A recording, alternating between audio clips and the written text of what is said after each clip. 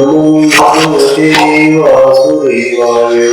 ओम नमो भगवते वासुदेवाय। ओम नमो भगवते वासुदेवाय। ओम नमो भगवते वासुदेवाय। ओम नमो भगवते वासुदेवाय। श्री रघुनाथ महाराज की जय।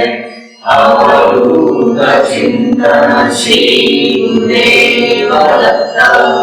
परम पूज्य श्री सद्गुरु संत रघुनाथ महाराज की जय।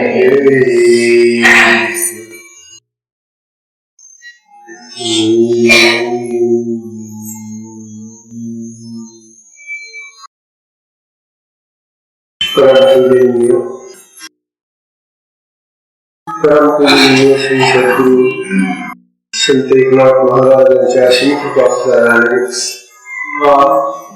श्री एकनाथी भागवताचा सत्संग सुरू आहे. सत्संगामध्ये पुढील भाग पाहण्यापूर्वी आपण भजन म्हणूया. भजन नंबर 20 नंबरचं भजन बघा. कलावती रागाचं भजन आहे. तू दत्ता रक्षक असता. तू दत्ता रक्षक असता.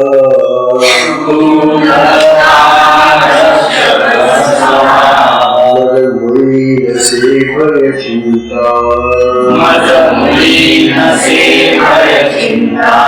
तू दत्ता रक्षक असता. तू दत्ता रक्षक असता. मद मुळी नसे भय चिंता. मद मुळी नसे भय चिंता. सोसाट्याचे वादळ येऊ. सोसाट्याचे वादळ येऊ. सोसाट्याचे वादळ येऊ. सोसाट्याचे वादळ येऊ. आकाशातून वज्र कोसळू. आकाशातून वज्र कोसळू. आकाशातून वज्र कोसळू. आकाशातून वज्र कोसळू. अथवा धरणी दुभंग हो. अथवा धरणी दुभंग हो. अथवा धरणी दुभंग हो. अथवा धरणी दुभंग हो. रक्षण तुम्ही माझे करता. रक्षण तुम्ही माझे करता.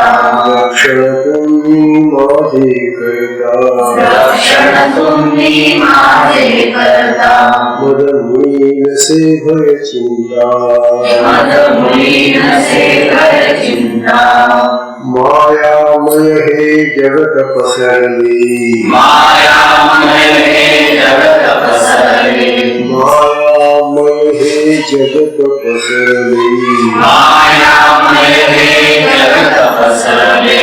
प्रलोभनांचे जाळे विणले. प्रलोभनांचे जाळे विणले. प्रलोभनांचे जाळे विणले. प्रलोभनांचे जाळे विणले. आज्ञ जीव जे त्यात अडकले. आज्ञ जीव जे त्यात अडकले. आज्ञ जीव जे त्यात अडकले. आज्ञ जीव जे त्यात अडकले. तूच बंधना तुम्ही सोडविता. तूच बंधना तुम्ही सोडविता. तूच बंधना तुम्ही सोडविता. तूच बंधना तुम्ही सोडविता. मद मुळी नसे भय चिंता. मद मुळी नसे भय चिंता. दारिद्र्याचे चटके बसता. दारिद्र्याचे चटके बसता. दारिद्र्याचे चटके बसता. दारिद्र्याचे चटके बसता. व्याधींनी जर्जर करिता व्याधिनी जर्जर करिता व्याधिनी जर्जर करिता व्याधिनी जर्जर करिता दैवाने ही पाठ फिरविता दैवाने ही पाठ फिरविता दैवाने ही पाठ फिरविता दैवाने ही पाठ फिरविता तुझा भरवसा करता सदा तुझा भरवसा करता सदा तुझा भरवसा करता सदा तुझा भरवसा करता सदा मग भूमी नसे भय चिंता मज मुली नसे भय चिंता परमार्थाचा परिचय नसता परमार्थाचा परिचय नसता परमार्थाचा परिचय नसता परमार्थाचा परिचय नसता चालत होतो अवघडवाटा चालत होतो अवघडवाटा चालत होतो अवघडवाटा चालत होतो अवघडवाटा मार्गावरी मला घेऊन जाता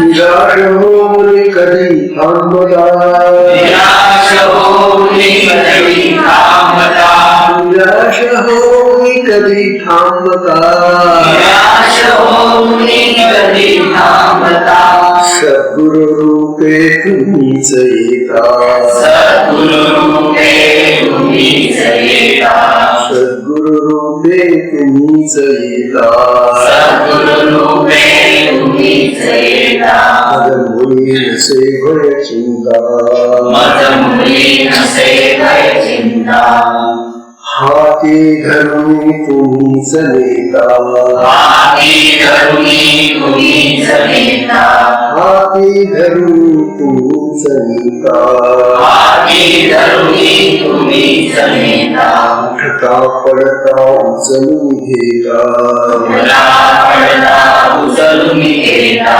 उठता पडता उचलून घेता उठला पडला उचलून घेता मार्गावरी मद घेऊन जाता मार्गावरी मज घेऊन जाता मार्गावरी मद घेऊन जाता मार्गावरी मज घेऊन जाता सदैव सोबत माझी करता सदैव सोबत माझी करता सदैव सोबत माझी करता सदैव सोबत माझी करता मद मुळे नसे भय चिंता मज मुली नसे भय चिंता मद मुळे नसे भय चिंता मज मुली नसे भय चिंता जप तप साधन नाही घडले जगत साधन नाही घडले जप तप साधन नाही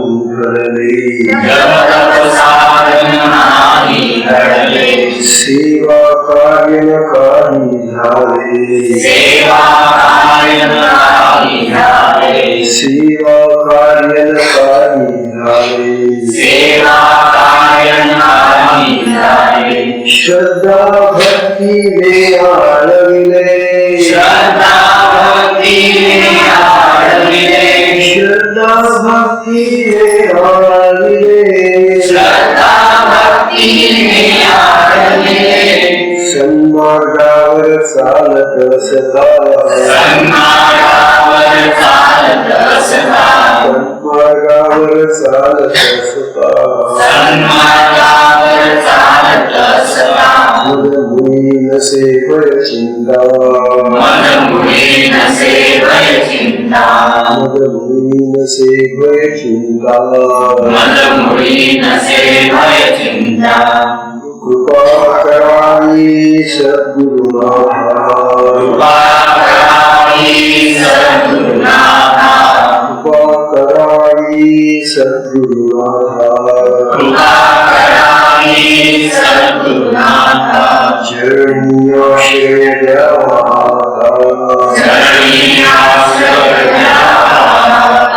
चरणी आश्रय द्यावा चरणी आश्रय द्यावा हीच प्रार्थना तुझशी दत्ता हीच प्रार्थना तुझी दत्ता हीच प्रार्थना तुझशी दत्ता हीच प्रार्थना तुझी दत्ता नित्यबोधाचा आनंद घेता नित्यबोधाचा आनंद घेता नित्यबोधाचा आनंद घेता मदमुळी नसे भय चिंता मदमुळी नसे भय चिंता तू दत्ता रक्षक असता तू दत्ता रक्षक असता मदमुळी नसे भय चिंता मदमुळी नसे भय चिंता श्री सद्गुरुनाथ महाराज की जय अवधूत चिंतन श्री गुरुदेव परम पूज्य श्री सद्गुरु संत एकनाथ महाराज की जय।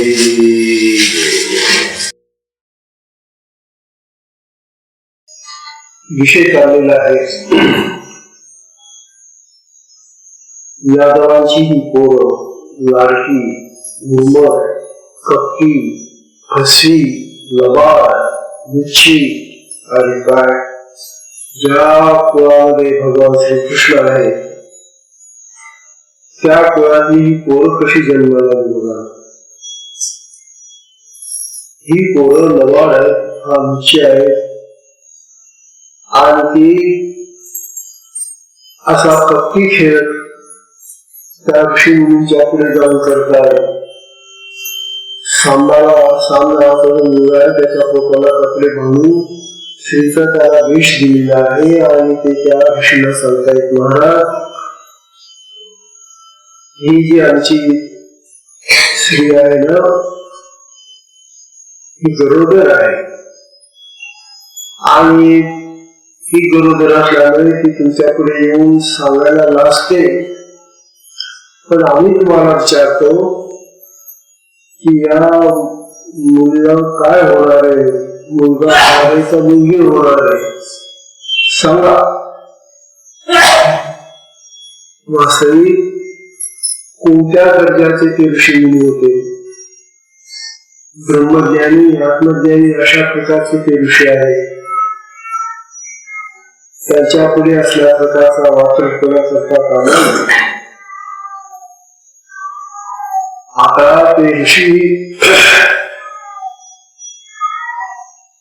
खरं त्या भगवान गोपाल कृष्णांच्याच संकल्पामुळे ते असं बोलता जातात ते म्हणाले की ही तुमची स्त्री आहे ना गरोदर आहे ना ती हो मला गरोदर आहे ना मग तिला जे बाळ होईल ते तुमच्या वंशाचा नाश करेल तिला बघा तिला होणारे जे बाळ असेल ते तुमच्या वंशाचा नाश करेल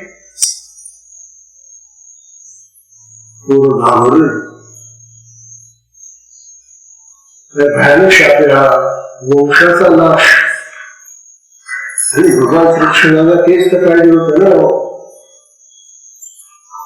मी गावाला जाण्यापूर्वी हा लढवून शांत व्हायला पाहिजे नाहीतर जगामध्ये अनर्थ होण्याची जास्त वाईट माणसं जितकी जगामध्ये राहतील तेव्हा ती जगातल्या चांगल्या लोकांना चांगल्या प्रकारे जगू देणार नाही हा आपण पाहतोय आजचं हे कलियुग आहे आणि या कलियुगामध्ये वाईट माणसांचा जास्त बळवाला चाललेला आहे सज्जन संत धर्मशील नीतिमान असे लोक कमी होत चाललेले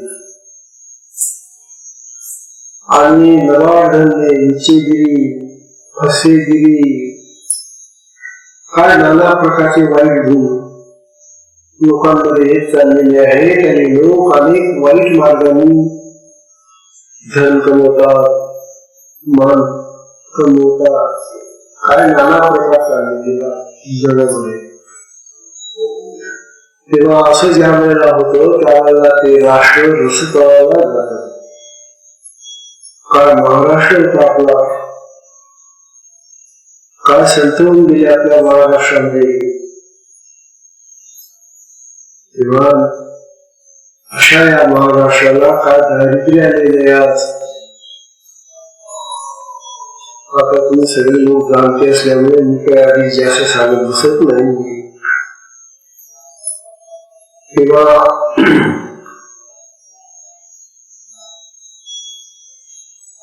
कालची ओळी चाललेली शापित आल्या बीजजन त्याशी सद्भावे करावे म्हणून मारू आल्या ब्राह्मण मस्तक आपण व्हावे. वास्तविक अशा ऋषींना ब्राह्मणांना वंदन करायचं असतं. एखाद्या वेळेला काही कारणामुळे त्यांना राग आला असला तर त्यांचा राग निवारण करणं आपलं कर्तव्य असतं.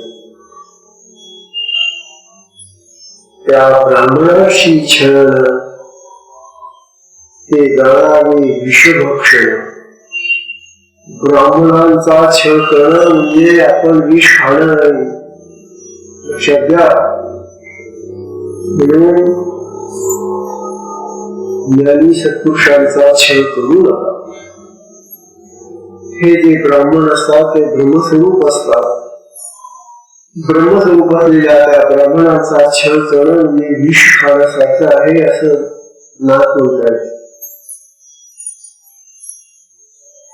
बघा, ते जाणारे विषभक्षण, विषयीने भक्षित्याचा प्राण, कुलनिर्दळन छळणे. विष खाल्ल्याने त्या खाणाऱ्याचं जीवन नष्ट होतो, प्राण नष्ट होतो. आणि ब्राह्मणांचा छळ केल्याने, त्यांच्याशी वाटपणा, त्यांच्याशी कपट केल्याने कुलाचा नाश होतो. हे शिकवण्यासाठी हा ग्रंथ आहे. म्हणून आज आता कलियुग आलेले आहे आणि या कलियुगामध्ये फार अत्याचार होऊन राहिलेले आहे. वाईट गोष्टी होऊन राहिलेल्या आहेत. म्हणून आपल्या साधकांनी काही ज्ञान सावध व्हावं. आपल्या साधकांनी तरी सावध व्हावं आणि संत सज्जनांच्या संगतीत जावं. दुर्जनांपासून दूर राहावं आणि चांगल्या संत महात्म्यांच्या संगतीत राहून धर्माचं नीतीचं आचरण करावं. नाहीतर हे जे घडलेलं आहे यादवांच्या कुळामध्ये असंच घडतं. तेव्हा आपण आपल्या कुळाचा नाश करून घेऊ नये हे सांगण्यासाठी या ग्रंथामधला हा उपदेश आहे. अविद्य आणि सुविद्य न म्हणता जाणं, घरातली ब्रह्म ब्राह्मण त्यांचे करू जाता छळणं, कुलनिर्दाळन आवश्यक. बघा, मग तो ब्राह्मण विद्वान असो वा अविद्वान असो, तो ब्राह्मण आहे, ब्रह्मज्ञानी आहे. अशा तऱ्हेचा तो ब्राह्मण जर असेल तर त्याचं छळ म्हणजे त्याला त्रास देणं, छळ. त्यामुळे कुळ निर्दारण होतं, कुळाचा नाश होतो. छळ करणारा तर छळ करून जातो, त्याचा प्राण जातो. परंतु तो पुढच्या लोकांचा पुढे फसवणारे जे लोक आहेत, पुढे होणारे जे त्याच्या कुळातले लोक आहेत त्यांचाही नाश करून जातो. एवं प्रलब्धा मुनयः कुपिता द्रुपाः जनेष्यतो मंदा मुसलम पुनराशनम. गांधर्वा त्या सांबाला असा शाप दिल्यानंतर त्याला जे बाळ मिळे ते तिच्या कुळाचा नाश करेल.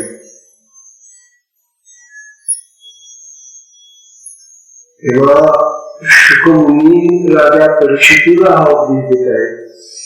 त्याला हा जो विषय चाललेला आहे हा परीक्षिती राजाचं शापामुळे होणार जे अनिष्ट आहे ते अनिष्ट तर टळणार नाही. तथापि तो जर ब्रह्मज्ञानी होऊन गेला तर त्याचं ते अनिष्ट त्याला त्रास देऊ शकणार नाही. एक गोष्ट नेहमी लक्षात ठेवावा. आजार रोग नाना प्रकारच्या व्याधी प्रत्येक माणसाला येतात. व्याधी रोग आले तर सर्वसामान्य माणसं अज्ञानी माणसं घाबरून जातात, रडतात, इतरांना त्रास देतात. नसतो कारण त्यांना ते सहन होत नाही. आणि म्हणून जे अज्ञानी लोक असतात त्यांना येणारी संकट दुःख त्रास ते स्वतः भोगताना रडतात, चिडतात, आरडाओरडा करतात, परंतु घरातल्या इतरांनाही ते त्रास देतात, त्यांनाही दुःखी करतात. अशा त्यांना घरामध्ये सगळं दुःख भरून जाते. आणि अशा ज्या घरामध्ये असं दुःख भरलेलं असेल त्या घरातील ती मुलं बाळ बाकीची त्यांना काय आनंद मिळतो. कारण सगळ्यांची रट्टी तोंड असं पाहून त्या घरातली सगळी माणसं बाकीची दुःखी होऊन जातात. म्हणून आपल्याला येणारं जे दुःख आहे ते आपल्याला सहन करता आलं पाहिजे, आनंदाने झेलता आलं पाहिजे. कारण ते येणार आपल्या प्रारब्धाप्रमाणे दुःख येतात, आपल्या कर्माचं फळ म्हणून दुःख येतात. अशा वेळेला जर आपल्याला आत्मज्ञान झालं असेल, ब्रह्मज्ञान झालं असेल, जर चांगल्या प्रकारचं विवेक, नीती, धर्म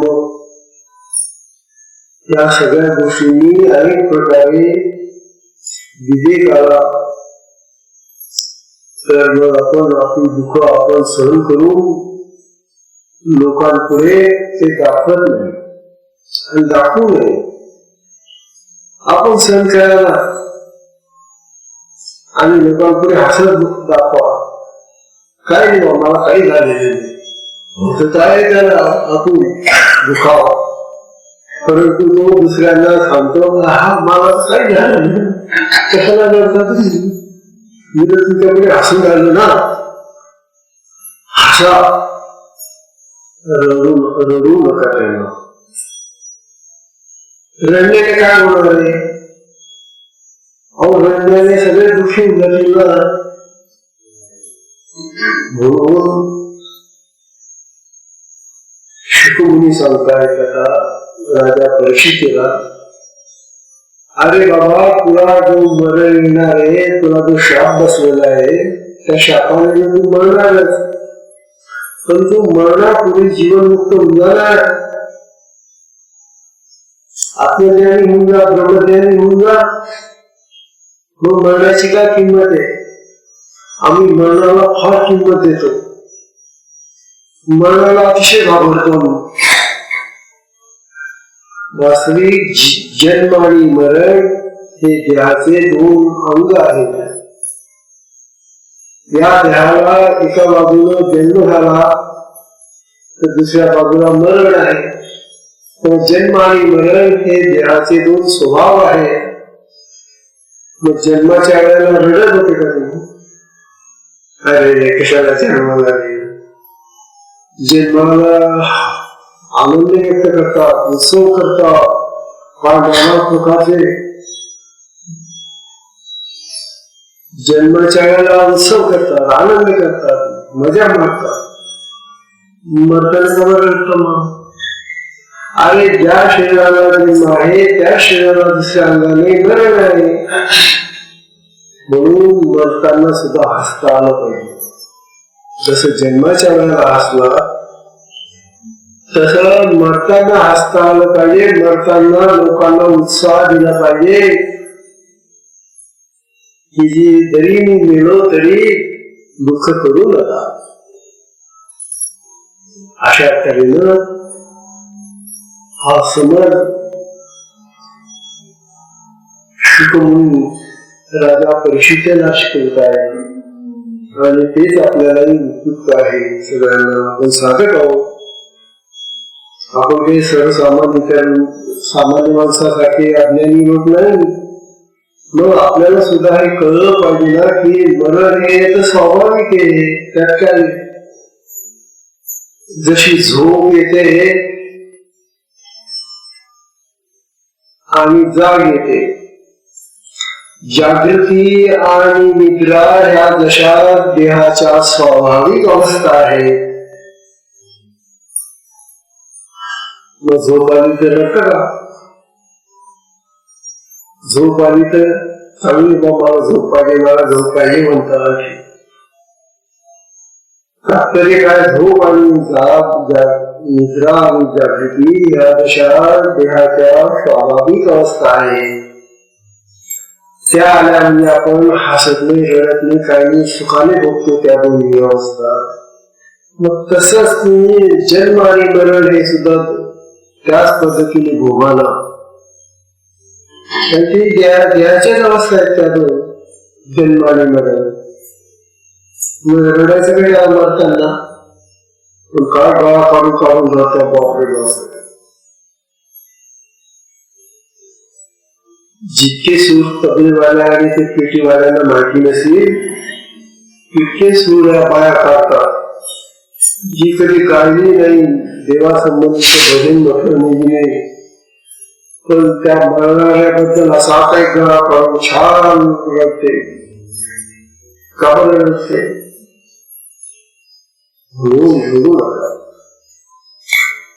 हे सांगण्यासाठी हा विषय आहे.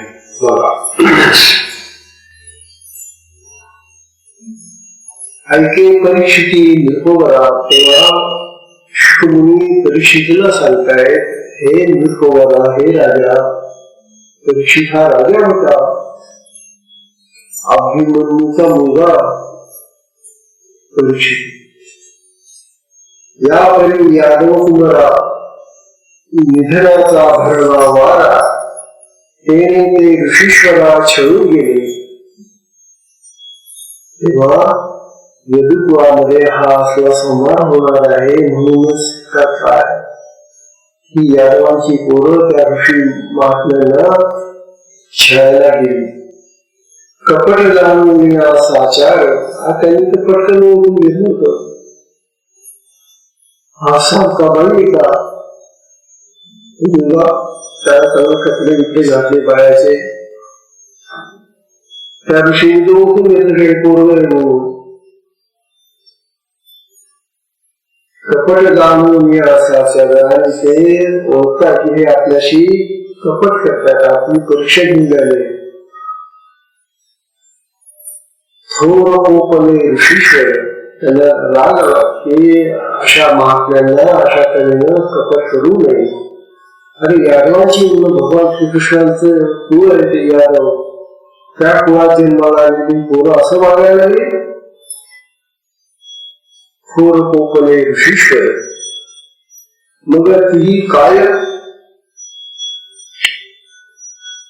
वाघ वैर. मग त्यांनी काय केलं, त्या ऋषींनी वाघ वज्र फेकलं त्यांच्यावर, शाप दिला. ऋषींचा शाप, ब्राह्मणाचा शाप म्हणजे वज्र फेकण्यासारखे इंद्राचं. अति अनिवार्य सोडले वाघ वज्र, अति अनिवार्य सोडले. अरे हे प्रसवेल बाळ, काय शाप दिला पाहता त्यांनी. अरे हे प्रसवेल बाळ, ते होईल सकळ कुवा काळ, ते सगळ्या कुवाचा काळ होणार आहे, घात करणारे होणार आहे. मला विचारताय ना, याला काय होईल? याला जे होईल ना ते तुमच्या सगळ्या कुवाचा नाश करणार होईल. निखळ लोहाचे मुसळ देखाल सकळ मंद भाग्ये. अरे या आता या पोराला जे होणार आहे ना बाळ, ते लोखंडाचं मुसळ होणार आहे, मुसळ. आणि ते मुसळ तुमच्या सगळ्या कुळाचा नाश करणार आहे. बस त्याचे मुसळ बांधलेले नव्हतं, त्यांनी ते कपडे आणून नुसतं पोट फुगवलेलं होते, नुसतं त्याचं बांधलेलं होतं. ऋषींनी शाप दिला त्याला, याला मुसळ होईल, मुसळ. आता मुसळ म्हणजे तिथे लाकडी झालं असतं तर बरं, हे लोखंडी मुसळ सारखी. आणि ते लोखंडी मुसळ तुमच्या कुळाचा नाश करील, असा शाप दिला बाबा. ते ऐकल्याबरोबर ते संत्रस्त ते घाबरले. ऐकून शापाचे उत्तर भयभीत झाले कुमर. त्या ऋषींनी दिलेला हा शाप ऐकला त्या पोरांनी, मग घाबरले. सोडून सांबाचे उदर लगेच तिच्या तिथे त्यांनी त्याचं ते पोट मोकळं केलं. तिचे कपडे गुंडाळलेले ते त्याला पोटाला ते सोडले. सोनी सांबाचे उदर अतिसत्वर पाहती. खरंच मुसळ आहे का त्याच्यामध्ये म्हणून पाहायला गेले. पटपट ते कपडे काढले त्याच्या पोटावरचे, आणि खरंच तो मुसळ पाहून बघा अतिसत्वर पाहती तव ते लोभमय मुसळ.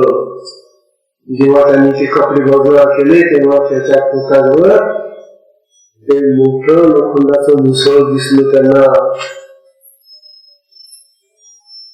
तर ते लोहमय मुसळ देखते झाले तत्काळ. मग भयभीत विभोर एकाकी सकळ दसकोनी ठे. घाबरले खरं हो. अरे या ऋषींनी का शाप दिला, हे मुसळ आणि लोखंडाचा गुण होते आता, आणि आपल्या कुळाचा नाश करेल म्हणून घाबरले. नासावे यादव कुळ सारा श्रीकृष्ण संकल्प सकळ. हा भगवान श्रीकृष्णाचा संकल्प असेल कदाचित. या पोरांनी अशा प्रकारचा वापर करावा आणि अशा प्रकारचं संकट होऊन घ्यावं असं कदाचित भगवान श्रीकृष्णाने योजलेला असेल तर कोणा ठाऊक. ऐसा श्रीकृष्ण संकल्प सकळ. बघा तोच झाला लोहाचे मुसळ. तो भगवंताचा संकल्प आहे, तो मुसळ झाला लोखंडाचा. जाण काळ ऋषी शापे. त्या ऋषींच्या मुखातून बाहेर पडणारा हा शाप म्हणजे भगवान श्रीकृष्णाचा संकल्प आहे. बघा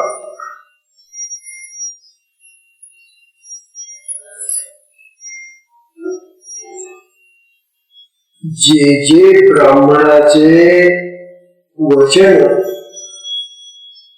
ते अन्यथा होणे श्रीकृष्ण. आता ही जबाबदारी भगवान श्रीकृष्णावर आली. हे ब्राह्मणांनी उच्चारलेला जो शाप आहे तो खोटा कसा होऊन द्यायचा. आता भगवंतालाही त्या शापाला खरेपणा करून दाखवायचे असेल. कोणाकडून बुद्धी जातात मन पोरगस आहे याने त्रास द्यायला असं म्हणते का ते. मन पुन्हा असं कधी म्हणत नाही. माझी मुलं आहेत असं भगवान श्रीकृष्ण म्हणते. तिथे ऋषीमुनीच्या बाजूने आले. बघा खरा मनुष्य जो असतो भगवान स्वतः त्या पोरांच्या बाजूला नाही झाले ते. बघा हे श्रीकृष्ण स्वयं सत्यत्वान भगवान श्रीकृष्णांनी तो शाप खरा करण्यासाठी आपला संकल्प दिलेला आहे. देखो मी ऋषीश्वरांचा कोप, त्या ऋषीमुनींचा कोप पाहून, ऐकून कुलक्षयाचा शाप, यदुकुमारा अति संताप, भय कंप सुचला. त्या पोरालाही घाबर सुटली. संतापाला या ऋषीला असा शाप द्यावा एवढा भयानक. त्यामुळे ते रागावले आणि भयकंपितही झाले. भीती वाटली त्यांना. आम्ही मंद भाग्य करंटे, त्याचा म्हणायला लागले स्वतःला. आम्ही काय करंटे मंद भाग्य. ऋषी शरू कोपविले शटे, शटपणा केला, शाट्य केला, लगाई केली, दुष्टपणा केला आणि त्या ऋषीश्वरांना आम्ही फसवलं. निज खाता झालो पैसे. आता आम्ही कारण झालो पैसे म्हणजे आमच्या नाशाला कारण आम्ही झालो. कुलक्षय कपटे जोडीला आम्ही. तेव्हा हा कुलक्षय आम्हीच आमच्या कपट बुद्धीने जोडलेला आहे. काय म्हणते नगर गेला. आता आम्ही जर गावात गेलो लोकांना सांगितलं असं असं झालंय तर लोक काय म्हणतील आम्हाला. आता द्वारकेतले द्वारकेमध्ये तर सगळे चांगले लोक होते. भगवान श्रीकृष्ण जात होते ना, तरी सुद्धा बघून त्यांनी त्या सगळ्या गोष्टीने बाहेर टाकलेले. बाजाव बाहेर ते बाहेर आल्यानंतर असं झालं त्यांच्याकडे. आणि आता ते काय बोलले असे लोक एका शाबासकी दिली त्या पोरांना.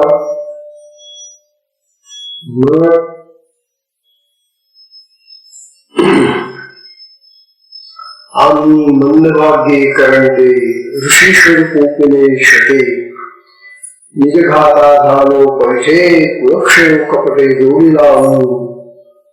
काय म्हणती नगरजेनं. त्या गावातले लोक आम्हाला काय म्हणतील. का छळून गेले तुम्ही ब्राह्मण. ते लोक आमच्यावर संतापतील. त्या ऋषींना नाही. ते म्हणतील तुम्ही कशाला छळायला गेला त्यांना तिथं. का छळून गेले हे ब्राह्मण. चिंताक्रांत म्लान बदल मुसळ घेऊन घरा आले. ते लोकांना मुसळ घेतलं गेले बिचारे घरी. पोरं भयभीत होऊन आता चिंता आहे सगळ्यांच्या मनामध्ये. आता हे मुसळ काय करायचं. आता या मुसळाने आपल्या यादव कुळाचा नाश होणार आहे. मग आता हे मुसळ काय करायचं. बघा काय करतात त्या मुसळाचं ते. आता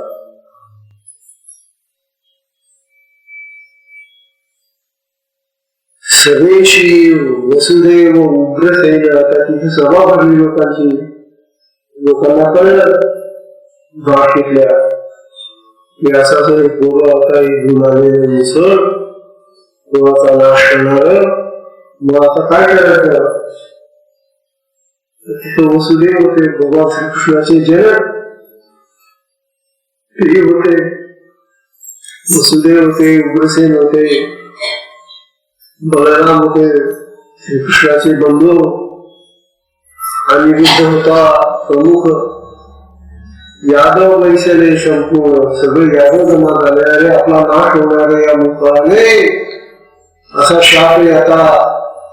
त्यामुळे हे सगळे यादव जमा झाले. तिथं त्यांची सभा भरली. यादव वैसले संपूर्ण.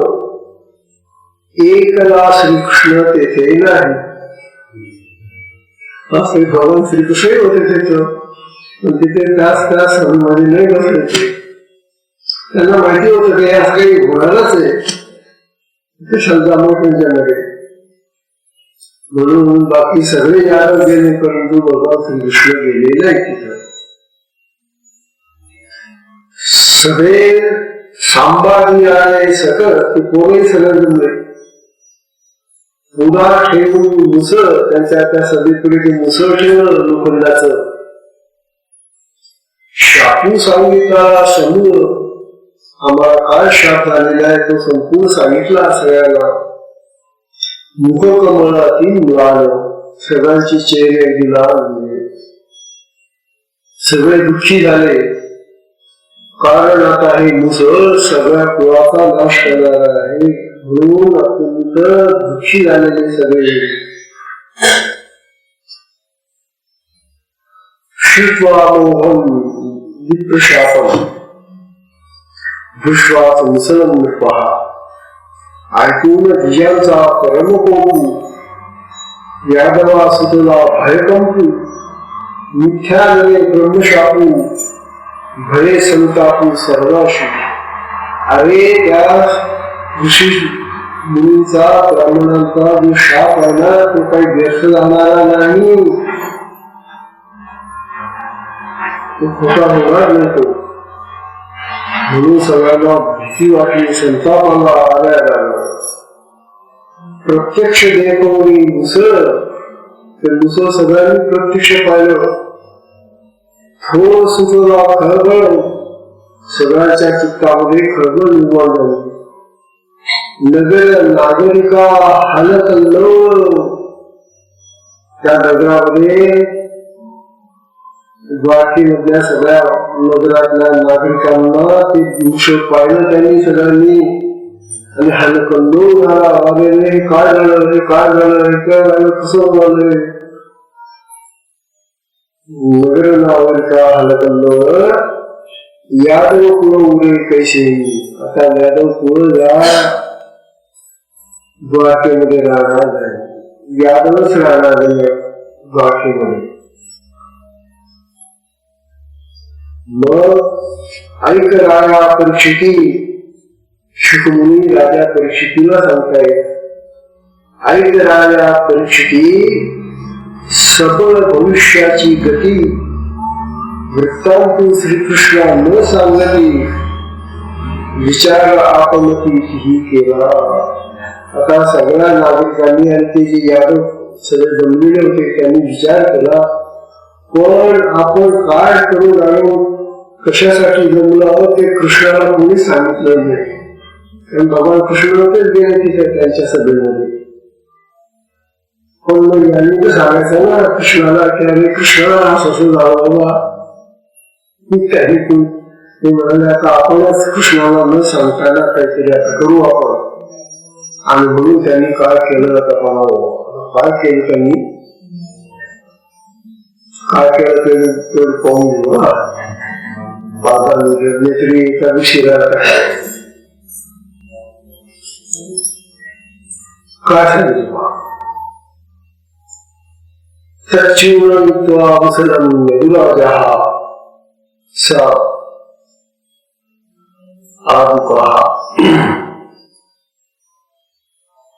आहूत राजा उग्रसेन. यादव आहूत म्हणजे यादव शब्दाला आहूत दुसरा एक शब्द जर का शब्द. आहूत राजा उग्रसेन हे गावनी लोहघन. त्याने आता लोखंडाचे घन मागवले. लोहघन मुसळ करून या चूर्ण.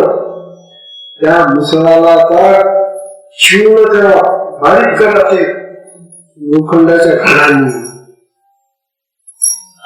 मुसळ करून या चूर्ण समुद्री जाळ घालवले आणि ते सगळं चूर्ण तो सगळा लगदा मुसळाचा समुद्रामध्ये फेकून दिला.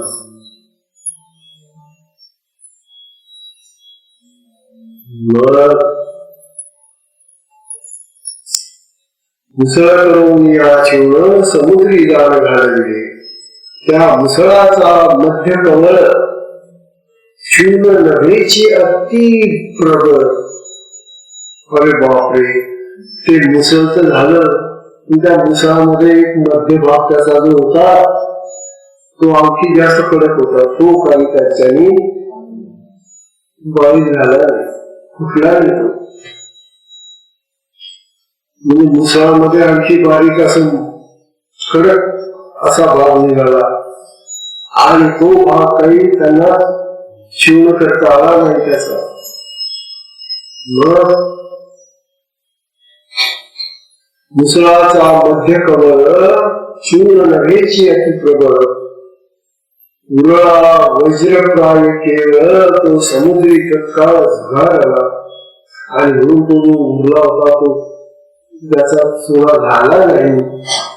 तो मुसळाचा कवच भाग सुद्धा त्याच्या सुद्धा समुद्रावर फेकून गेला. आता समुद्रामध्ये काय झालं त्याचं ते उद्या पाहू. मला तात्पर्य कथेतून काय घ्यावं हे शिकलं पाहिजे.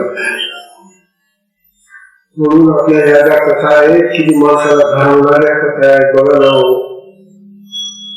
तेव्हा आजच्या सत्संगाची वेळ संपल्यामुळे सत्संगाला विश्राम देऊया. हरि ओम. सत